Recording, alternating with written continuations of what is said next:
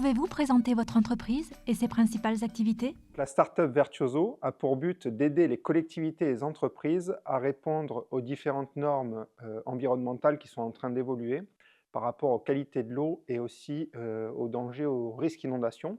Donc le but est de diminuer à peu près de 40% le risque d'inondation urbaine et de stopper les émissions de polluants de 80% au niveau du rejet des villes. En quoi consiste votre rôle au sein de l'entreprise et quelles sont vos principales responsabilités quotidiennes?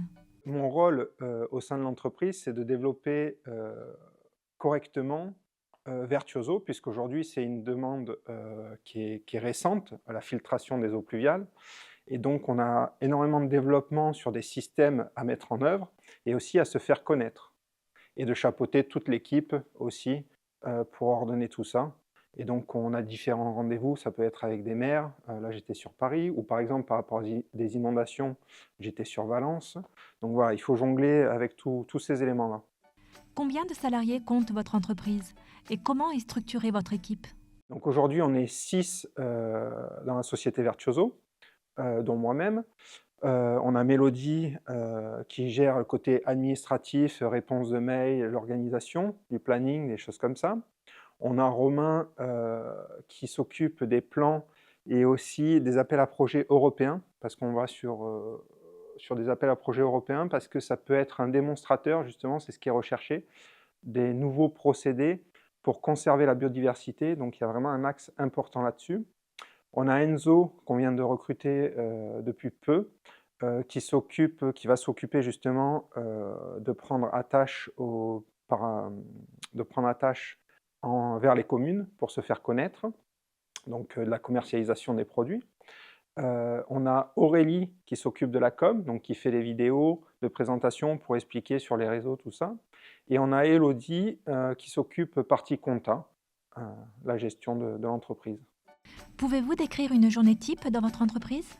Alors sur une semaine type, par exemple, je vais décrire la semaine dernière.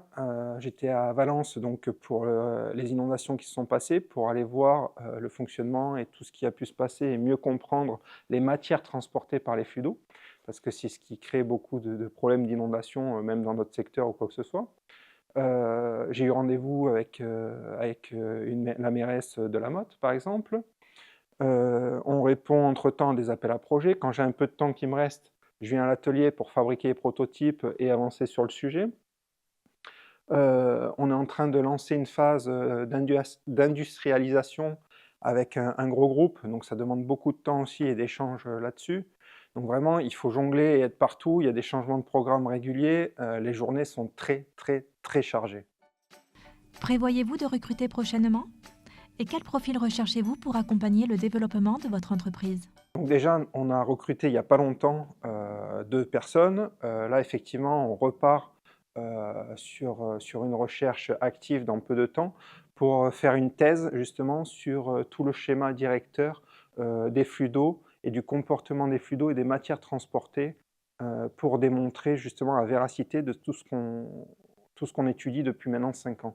Le but est de développer massivement. Là, on répond à un appel à candidature à Monaco Tech, donc sur Monaco, pour justement avoir une ouverture de marché à l'international. Donc vraiment, c'est d'amorcer tout ce sujet-là et que l'entreprise se développe et vraiment avoir pas mal d'embauches par la suite.